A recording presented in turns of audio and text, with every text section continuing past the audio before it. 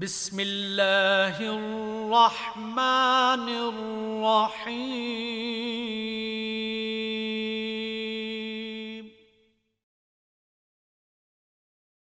رحمۃ اللہ وبرکاتہ۔ وعلیکم السلام۔ ان الحمد للہ نحمده ونستعینه ونستغفره ونؤمن به ونتوکل علیہ ونعوذ باللہ من شرور انفسنا ومن سیئات اعمالنا من يهده الله فلا مضل له ومن يضلل فلا هادي له اشهد ان لا اله الا الله وحده لا شريك له ونشهد ان سيدنا ونبينا ومولانا محمدا عبده ورسوله فاعوذ بالله من الشيطان الرجيم بسم الله الرحمن الرحيم لقد من الله على المؤمنين إذ بعث فيهم رسولا من أنفسهم يتلو عليهم آياته ويزكيهم ويعلمهم الكتاب والحكمة وإن كانوا من قبل لفي ضلال مبين آمنت بالله صدق الله العظيم۔ آج کے اس اجتماع میں ہم کوشش کریں گے کہ ہم سیرت رسول صلی اللہ علیہ وسلم پر بات کریں گے، اور سیرت رسول پر بات کرنے کا مقصد اور مدعا یہ ہے کہ ہم اپنی زندگیوں کا سیرت رسول کے ساتھ موازنہ کریں اور پھر یہ دیکھیں کہ محمد رسول اللہ صلی اللہ علیہ وسلم کے امتی ہونے کے ناطے ہم آپ صلی اللہ علیہ وسلم کے کتنے قریب ہیں اور کتنے دور ہیں۔ سیرت رسول صلی اللہ علیہ وسلم پر نظر ڈالتے ہوئے ہم آج اپنا احتساب کریں گے کہ ہم اللہ کے کتنے مکرم ہیں اور اللہ تعالیٰ کی رحمت سے کتنے دور ہو رہے ہیں۔ یہ مقصد ہے جب سیرت پر بات کی جائے، یہ مدعا ہے جب سیرت پر روشنی ڈالی جائے، اور یہی مطلوب مقصود ہوتا ہے مسلمان کا کہ وہ اپنی زندگی کا موازنہ حیات طیبہ کے ساتھ کرے، رسول رحمت صلی اللہ علیہ وسلم کی مقدس پاکیزہ اور مبارک زندگی کے ساتھ موازنہ کرے۔ اور اگر ہماری زندگی اور اگر مسلمانوں کی زندگی نبی علیہ السلام کی زندگی کے ساتھ میل نہیں کھاتی، اگر ہماری زندگی، اگر مسلمانوں کی زندگی کا تعلق نبی علیہ السلام کی سیرت کے ساتھ نہیں ہے تو پھر لمحہ فکریہ ہے، پھر یا تو واپس مڑ کے ازسر نو اپنی زندگی کا ہمیں آغاز کرنا ہوگا، یا پھر جس راستے کا ہم نے انتخاب کیا ہوا ہے اسی پر چل کے جہنم میں جانا ہوگا۔ سیرت رسول صلی اللہ علیہ وسلم کا مطالعہ کرنے کے بعد ہم نے ان دو باتوں میں سے ایک بات کا فیصلہ لینا ہوگا، اور ہر مسلمان کو سیرت رسول صلی اللہ علیہ وسلم کے مطالعہ کے بعد ان دو باتوں میں سے ایک بات کا فیصلہ ضرور لینا ہوگا، یا اس میں مڑ کے توبہ تائب ہو کے نادم اور شرمندہ ہو کے محمد رسول اللہ صلی اللہ علیہ وسلم کے دامان کو ایک بار پھر زور سے پکڑنا ہوگا، ایک بار پھر آپ کی دامن رحمت کے ساتھ وابستہ ہونا ہوگا، یا پھر جو ٹریک، جو راستہ، جو راہ اس نے اپنائی ہے وہ سیدھے جہنم کا راستہ ہے۔ کیونکہ نبی علیہ الصلوۃ والسلام کی زندگی اس طرح کی نہیں تھی جس طرح آج کا مسلمان زندگی گزار رہا ہے، الا ماشاء اللہ۔ آج ہم نے سورہ آل عمران، آپ سب ہمارے دوست قرآن خواں ہیں، آپ سب قرآن پڑھتے ہیں، اور نہ صرف پڑھتے ہیں بلکہ قرآن کا ترجمہ بھی آپ سمجھتے ہیں، جانتے ہیں، پڑھ سکتے ہیں۔ لہذا آپ کے لیے کوئی مشکل کام نہیں کہ ہم قرآن کھولیں اور رسول اللہ صلی اللہ علیہ وسلم کی سیرت کا مطالعہ کریں اور دیکھیں کہ رسول اللہ صلی اللہ علیہ وسلم مبعوث کیوں ہوئے، اللہ نے آپ کو کیوں بھیجا، اور مقصد کیا تھا آپ کے بھیجنے کا قرۂ عرض پر۔ آپ قرآن کھولیں اور سورہ آل عمران کو پڑھیں۔ سورہ آل عمران کی وَيُعَلِّمُهُمُ الْكِتَابَ، اور تیسرا مقصد تھا کہ نبی کا مبعوث، جب انہیں مبعوث فرمایا گیا، وَيُعَلِّمُهُمُ الْكِتَابَ، ان کو قرآن سکھائے، والحکمہ، اور دانائی اور فہم کی باتیں سکھائے، وَإِن كَانُوا مِن قَبْلُ لَفِي ضَلَالٍ مُبِينٍ، اور نبی کے آنے سے قبل، نبی کے مبعوث ہونے سے قبل، وَإِن كَانُوا مِن قَبْلُ لَفِي ضَلَالٍ مُبِينٍ، یہ واضح اور کھلی گمراہی میں بھٹک رہے تھے۔ اب ہمیں ابتدا میں ہی بات سمجھ آ گئی کہ نبی علیہ الصلوۃ والسلام کو بھیجا ہی گیا اس لیے کہ وہ ہمیں کفر ضلال سے نکالے، کہ وہ ہمیں اندھیروں سے نکال کر روشنی کی طرف لے آئے، کہ وہ ہمیں جہالتوں کی غلاظتوں سے نکال کر انتہائی مہذب انسان بنائے۔ یہ تو ہمیں بات سمجھ میں آ گئی۔ اور محمد رسول اللہ صلی اللہ علیہ وسلم کو جس معاشرے میں، جس دور میں، جس وقت، جس دن، جن ایام میں، جس زمانے میں مبعوث فرمایا گیا، وہاں وَإِن كَانُوا مِن قَبْلُ لَفِي ضَلَالٍ مُبِينٍ، اللہ خود اعلان فرماتا ہے وہ سب کے سب کھلی گمراہی میں پڑے ہوئے تھے۔ اب سوال پیدا یہ ہوتا ہے کہ کھلی گمراہی میں پڑنے والا انسان، اس نے نبی کو تسلیم کیا یا انکار کیا؟ اگر انکار کیا تو کن بنیادوں پر کیا؟ اگر تسلیم کیا تو کن بنیادوں پر کیا؟ یہ ایک ایسا طویل موضوع ہے جس کا حق ہم ادا نہیں کر سکیں گے ایک مختصر دائرے میں۔ یہاں سیرت نگاروں نے، یہاں علماء نے، یہاں فضلاء نے، یہاں محدثین نے آپ صلی اللہ علیہ وسلم کی سیرت کو کتابوں کی جلد ہائی جلد مرتب کی۔ 12 15 جلدیں ہیں سیرت پر، اور آخر پر وہ بھی یہ لکھنے پر مجبور ہوئے کہ ہم 12-15 جلدیں لکھنے کے بعد بھی آپ علیہ الصلوۃ والسلام کی سیرت کا وہ حق ادا نہیں کر پائے جو ہم نے مسلمانوں کے سامنے سیرت کے پہلو کو اجاگر کرنا چاہیے تھا۔ شخصیت اتنی عظیم، سیرت تو ظاہر ہے کتنی عظیم ہوگی۔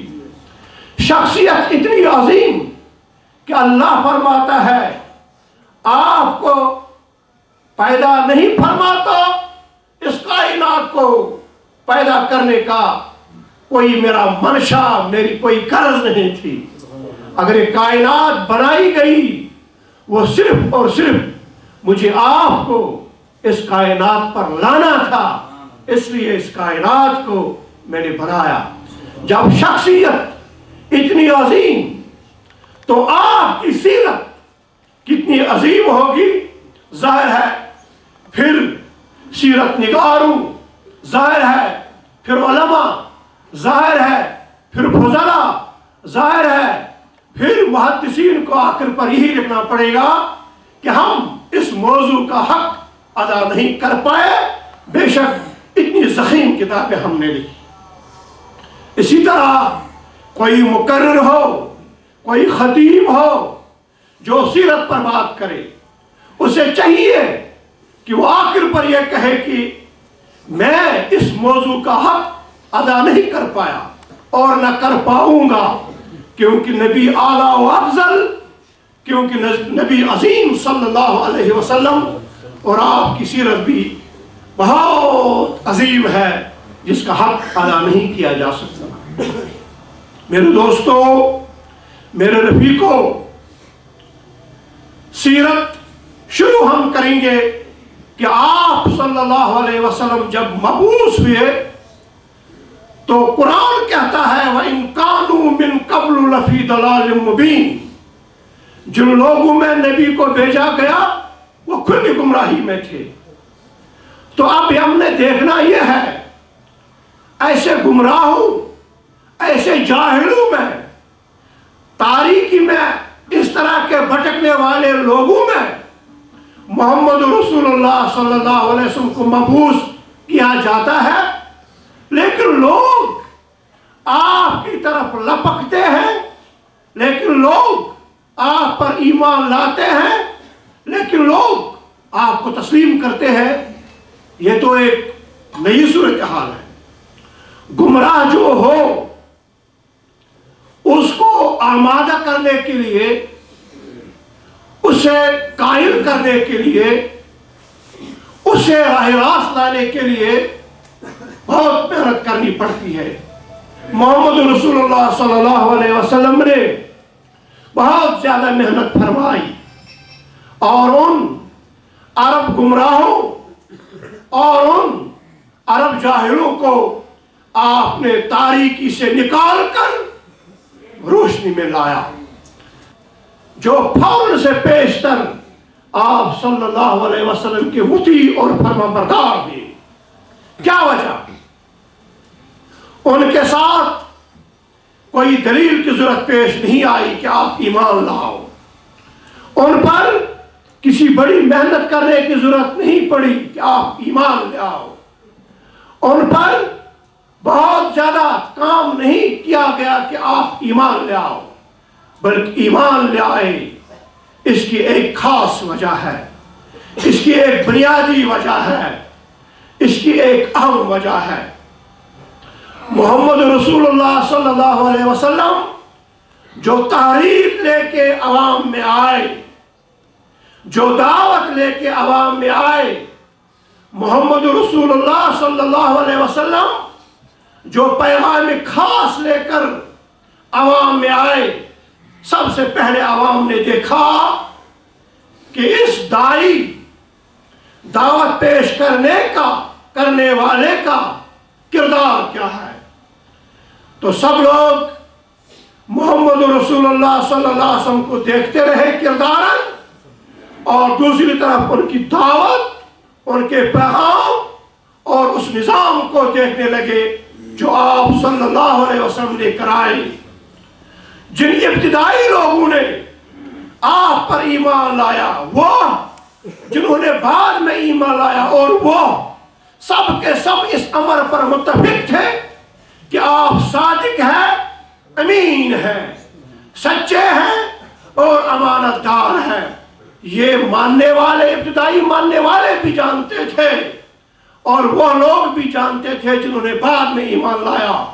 لہذا جن لوگوں نے فوراً سے پیشتر آپ صلی اللہ علیہ وسلم کی اطاعت کی، انہوں نے فوراً سوچا کہ ایسا شخص، ایسی شخصیت، ایسا انسان جو کہے گا وہ سچ ہی سچ ہوگا، کیونکہ کبھی اس نوجوان نے نوجوانی میں جھوٹ نہیں بولا۔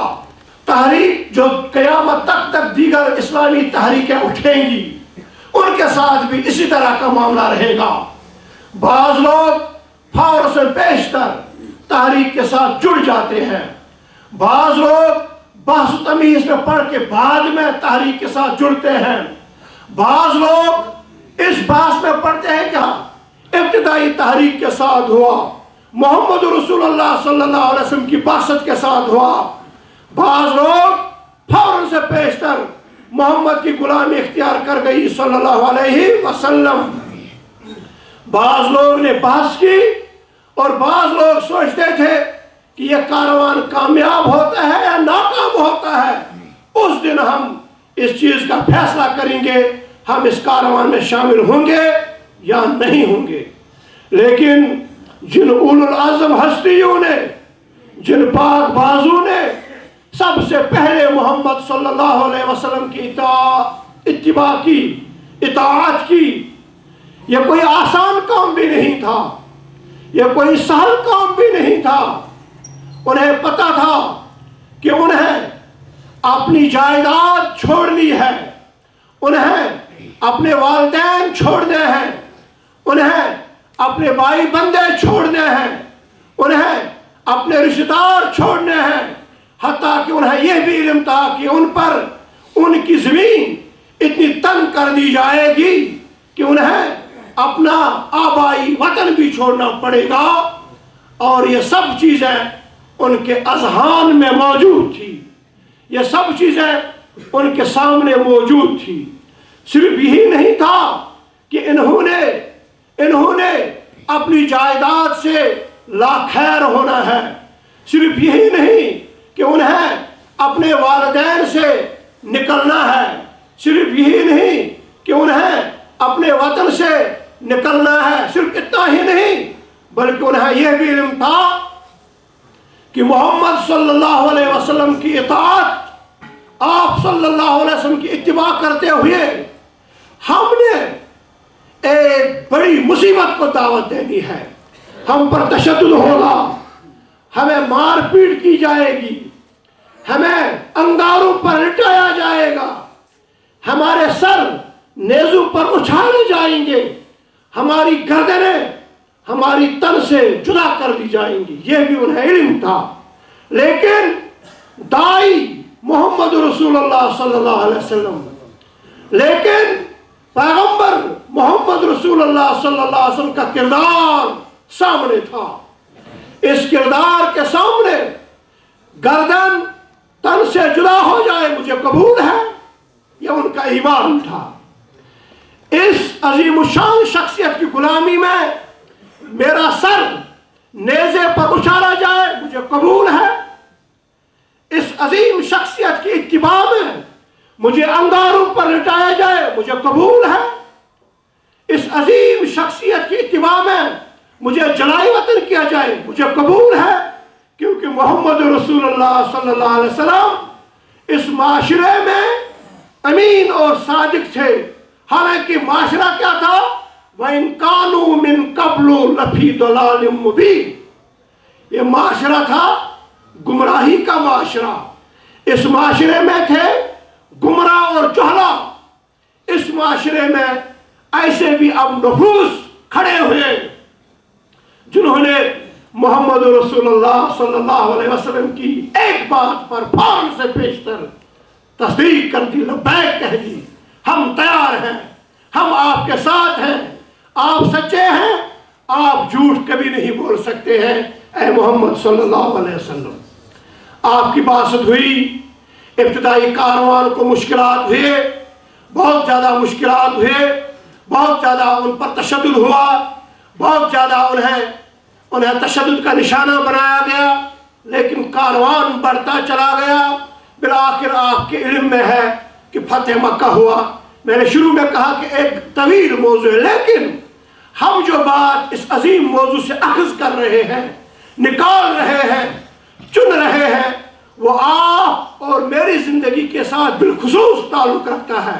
اگرچہ سارے مسلمانوں کے ساتھ وہ چپٹرز، وہ پہلو اور وہ نکات تعلق رکھتے ہیں، لیکن جس فیلڈ کے ساتھ ہمارا تعلق ہے بالخصوص ان چپٹرز، ان نکات اور ان امور کا ہماری زندگی کے ساتھ خاص تعلق ہے. آپ صلی اللہ علیہ وسلم آئے، آپ نے نظام پیش کیا. اے لوگو، اے اہل عرب، آپ اللہ کو واحد سمجھیں، لا شریک سمجھیں، اس کے دین کو قبول کریں، اس کے نبی کو تسلیم کریں، آپ کو ایک ایسا نظام دیا جائے گا جو منصفانہ ہوگا، جو عادلانہ ہوگا، جس نظام میں سوال ہی پیدا نہیں ہوتا ہے کسی کا حق مارا جائے گا، جس نظام میں سوال ہی پیدا ہوتا ہے کسی کو ناحق قتل کر دیا جائے گا، جس نظام میں سوال ہی پیدا نہیں ہوتا ہے کہ کسی کو ذلیل کیا جائے گا، جس نظام میں سوال ہی پیدا نہیں ہوتا ہے کسی کی تذلیل کی جائے گی، جس نظام میں سوال ہی پیدا نہیں ہوتا ہے کہ کسی کی عزت ملیا میٹ ہو جائے گی، جس نظام میں سوال ہی پیدا نہیں ہوتا ہے کہ خواتین کو عزت نہیں ملے گا، جس نظام میں سوال ہی پیدا نہیں ہوتا ہے کہ انصاف اور عدل قائم نہیں ہوگا، انصاف اور عدل قائم ہو کر رہے گا، اور یہ ایسا نظام ہوگا جس میں ہر ایک انسان، ہر ایک متنفس عزت پائے گا، اور اس سے جائز وہی مقام دیا جائے گا جس کا مستحق ہے۔ وَإِن كَانُوا مِن قَبْلُ لَفِي ضَلَالٍ مُبِينٍ، یہ عرب، یہ گمراہ عرب جس معاشرے میں تھے، وہاں لوگوں کا حق مارا جاتا تھا، وہاں عزت والوں کی تذلیل کی جاتی تھی، وہاں خواتین کا کوئی مقام ہی نہیں تھا، وہاں بیٹی کو زندہ درگور کیا جاتا تھا، وہاں انسانیت کی بنیاد ہی موجود نہیں تھی۔ لیکن محمد رسول اللہ صلی اللہ علیہ وسلم وہ تحریک لے کر آئے کہ جس میں تمام امور منصفانہ اور عادلانہ ہوں گے۔ یہ تو ان لوگوں نے پہلے ہی سمجھ لیا جو آپ صلی اللہ علیہ وسلم پر پہلے ہی ایمان لائے، لیکن 13 سال گزر جانے کے بعد، مکہ سے ہجرت کرنے کے بعد، یہ سارا پریکٹیکیبل ہوا مدینہ طیبہ میں۔ یہ نظام جو آپ ساتھ لائے تھے، یہ نظام جس کی آپ نے ابتدا میں نشاندہی فرمائی، یہ نظام جس کی آپ نے تشریح فرمائی ابتدا میں، یہ نظام 13 سال کے بعد مدینہ طیبہ کی سرزمین پر پریکٹیکیبل ہوا۔ 13 سال تک سہتے رہے ظلم اور جبر سابقون الاولون۔ 13 سال کے بعد انہوں نے دیکھا کہ نبی نے ان کو قرآن دیا، نظام دیا، عادلانہ اور منصفانہ۔ انہیں پتہ چلا وَإِن كَانُوا مِن قَبْلُ لَفِي ضَلَالٍ مُبِينٍ، یہ جو ہم ایک گمراہی میں پڑے ہوئے تھے، ہم جو تاریکیوں میں بھٹک رہے تھے، یہ تو روشنی ہے جو محمد صلی اللہ علیہ وسلم ہمیں دے کر گئے۔